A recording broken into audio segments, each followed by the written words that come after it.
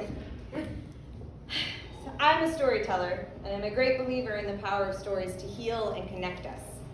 And even as I was going through my recent breakup, my brain was harvesting all of the details of what was happening and starting to craft them into a story because that's how I process things.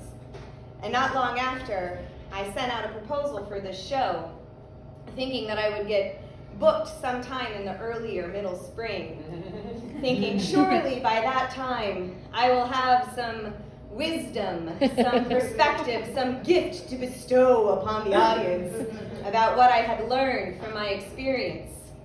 And then I got this date. Not even 2 months after my heart had shattered. And I thought, oh no. No, I don't have any perspective.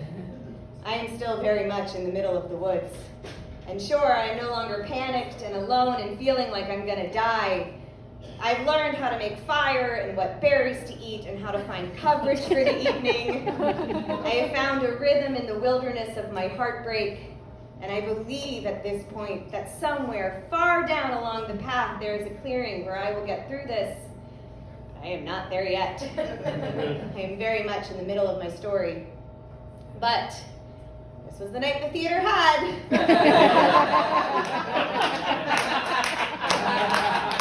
So this is my story as it stands.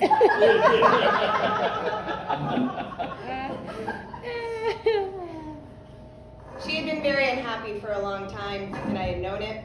Sometimes I would shoot awake in the middle of the night, sick and cold with the fear and the certainty and the thought, she's going to leave me. She's going to leave me. And when I would ask her about it, she would say, no, I love you. I'm going to stay. Because she didn't have the words or the tools at that point to say what she was really feeling. And so we sat feeling off for quite some time, not being able to name it or acknowledge it or face it.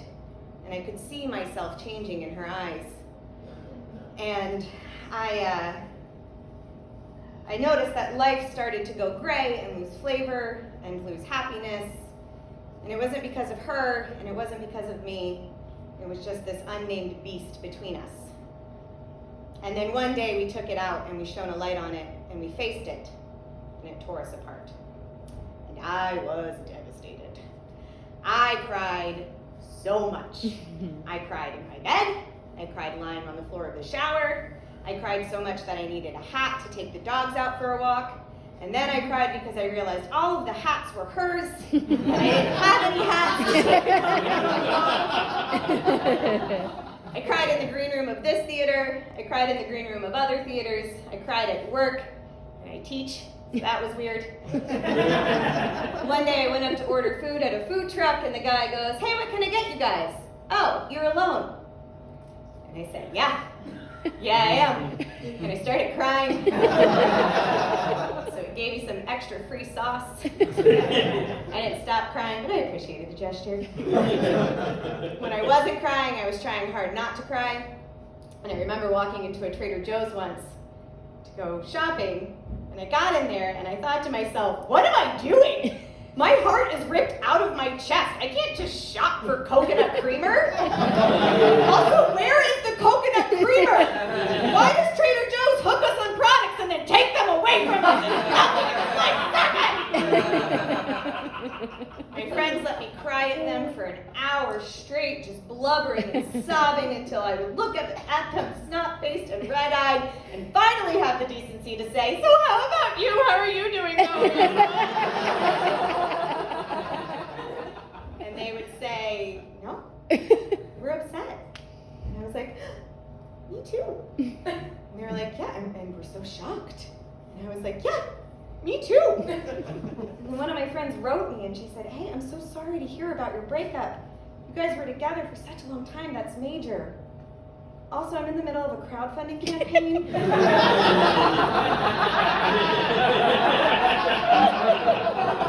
I said, fucking creatives. Never fucking stops. It hurt like a bitch.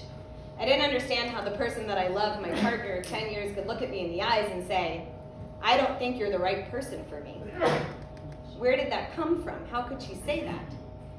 And then after a lot of journaling and processing and thinking, the answer came to me clear as day. it had come from me. I had said that. Many ways and many times over the years. I had allowed little insecurities to grow and fester and become ugly, perceived truths. Insecurities like, she is from a big, loving family and grew up upper middle class in a stable environment, and I am not, and I did not. Ergo, she's from a better upbringing than I am. Insecurities like, she is a writer and staffed on a show, and her success is more tangible than mine. Ergo, I am not successful, and my dreams and my accomplishments pale in comparison. Insecurities like, she is a lesbian, but she is the first woman that I have ever dated. Ergo, I am not gay enough for her. And I would say things like, she's my better half, emphasis on the better. And I would make jokes to cover up the fact of how uncomfortable I was about the differences in our families. Like, can you imagine when they meet at the wedding? It's gonna be a disaster. And when people would ask me about what I was up to, I would tout her accomplishments. And I never asked her to make me a priority in her life because by the time I got there, it was so filled with family and friends that I never really felt like I had the right to. So I would never say, hey, how about for vacation we go spend time together as a couple rather than going to another friend's wedding? Or, hey, how about we spend the holidays with my family making memories? And when she would try to celebrate any accomplishments I had as a performer and an actor, I would brush them off as stupid and inconsequential. I told her over and over in so many ways, I am less than. I am not worthy of you. And I would treat myself that way too. I would take jobs that didn't really pay me or weren't in service to my goals and would take me away from time with her. I would sometimes, when I was feeling uncomfortable or disconnected in a situation, I would drink too much and take myself away from her. Sometimes I would do that to mask the hurt I felt never getting top billing in her life. I would make choices that reflected my low self-esteem, actions towards our relationship that would hurt our foundation, and this was all my doing, not hers. She was loving and lovely and kind, and she loved me, and she trusted me enough to believe me when I said, I am not your person. I am not right for you. You hear that so many times, you're gonna start to believe it. And I don't say that to take away her agency and her being able to form opinions of her own. I just say that to take responsibility in my part in the dissolution of our partnership. Be careful of the stories you tell, because I told a very mean, very sad one about myself for a very long time to the person I loved most in the world, and I can't take that back. But I am in the middle of my story. And when she left, I felt like I had been shocked out of a deep sleep, and I took all of those insecurities and I held them up to the light, and I looked at them just like we had looked at that secret that had been tearing us apart, and I realized the story I've been telling about myself is bullshit. I am from an amazing family, an incredible, loving family who has done nothing but show up for me and remind me that they raised me to be a strong person and to love me and support me.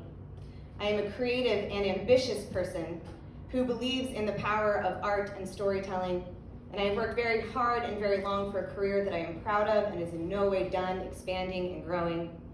And I'm fucking queer enough, because there's not a scale somewhere quantifying how we love and who we choose to love and how we live in that love honestly and fearlessly. And just because my capacity to love expands past many identities, it doesn't make it different or worse or better than somebody else, and how they identify it just makes it mine. And I am worthy of love, and I'm worthy of being fought for, and I'm worthy of being chosen. And that is the story that I'm going to tell about myself from now on. Thank you.